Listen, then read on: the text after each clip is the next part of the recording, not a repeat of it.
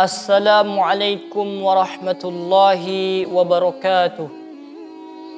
Alhamdulillahi rabbil alamin. Allahumma salli ala Sayyidina Muhammad wa ala ali Sayyidina Muhammad. Sahabat yang dimuliakan Allah subhanahu wa ta'ala, semoga kita semua dalam naungan rahmat Allah subhanahu wa ta'ala. Amin amin ya rabbal alamin. Tak lupa kami ucapkan terima kasih banyak bagi kalian yang telah mendukung dan mensupport channel ini. Semoga kita semua mendapatkan hal-hal yang bermanfaat. Amin amin ya rabbal alamin.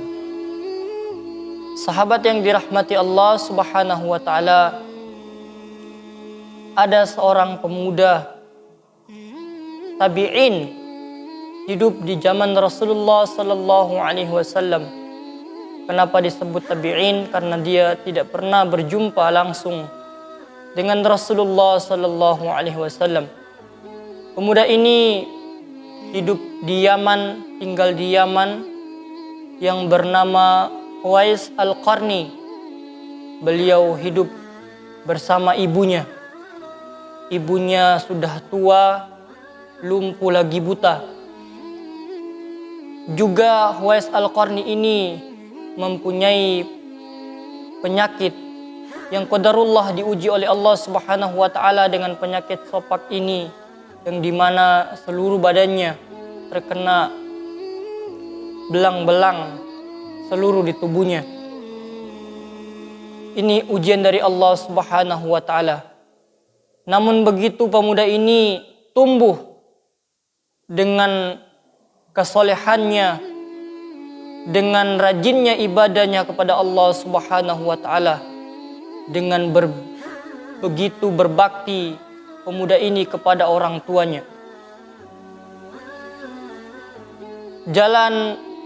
Seiring berjalannya waktu, pemuda ini hidup bersama ibunya. Apapun yang ibunya minta, pemuda ini akan usahakan demi membahagiakan sang ibu. Kemudian suatu ketika ibunya berkata, "Wahai anakku, mungkin tidak akan lama lagi kita berjumpa ini atau kita hidup bersama ini. Maka izinkanlah atau usahakanlah aku," kata ibunya, "pergi ke Baitullah, pergi haji." Sedangkan Uwais Al-Qarni ini pemuda yang miskin, tidak punya apa-apa. Lalu dia berpikir bagaimana caranya untuk membahagiakan sang ibu ini dengan menuruti permintaan darinya. Kemudian sang pemuda pun membeli lembu, anak lembu. Lalu dia bikin sebuah kandang di atas bukit. Kemudian setiap hari Uwais Al-Qarni ini menggendong lembu itu dari bukit, turun bukit, naik bukit, turun bukit. Begitulah setiap hari pekerjaannya. Sehingga orang-orang sekitarnya mereka mengatakan Uwais majnun, atau Uwais sudah gila, Uwais sudah gila. Karena memang mereka belum tahu apa tujuannya beliau menggendong setiap hari anak lembu ini.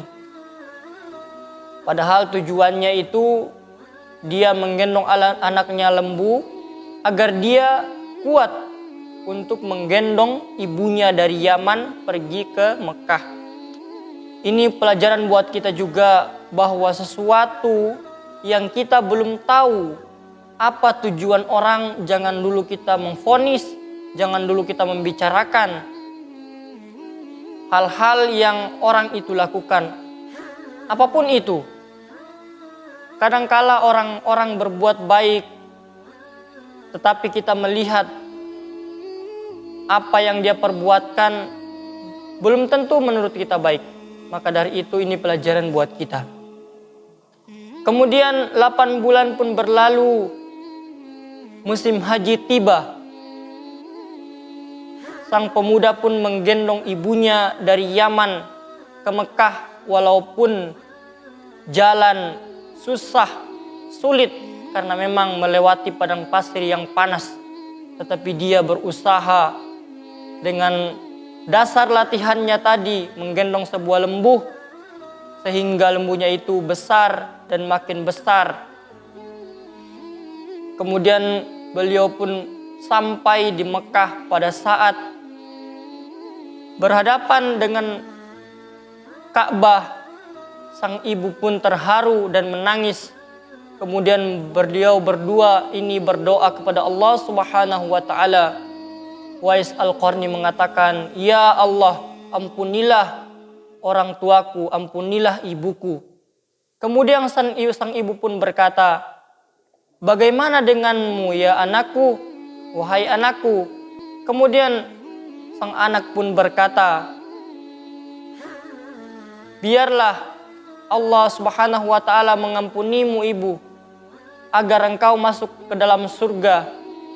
Cukup dengan ridhomu sajalah engkau membawaku ke surga," kata Uwais Al-Qarni. Masya Allah, begitu indahnya sang ibu dengan anak ini mendoakan satu dengan yang lain. Ayat Al-Quran, Allah Subhanahu wa ta'ala berfirman, "Wa qadha rabbuka alla ta'budu illa huwa bil walidaini ihsana." Dan Tuhanmu telah memerintahkan agar kamu menyembah Allah Subhanahu wa ta'ala, tidak ada selain Dia, dan engkau berbakti kepada kedua orang tuamu. Sahabat yang dirahmati Allah Subhanahu wa ta'ala, kini kita mengambil kisah yang begitu dalam. Begitulah orang-orang yang berbakti kepada kedua orang tuanya, insya Allah Allah akan mencurahkan rahmatnya di mana saja dan kapan saja dia berada. Insya Allah rahmat Allah selalu mengikutinya atau selalu meliputinya. Semoga kita bisa mengambil manfaat. Wallahu a'lam bishawab. Assalamualaikum warahmatullahi wabarakatuh.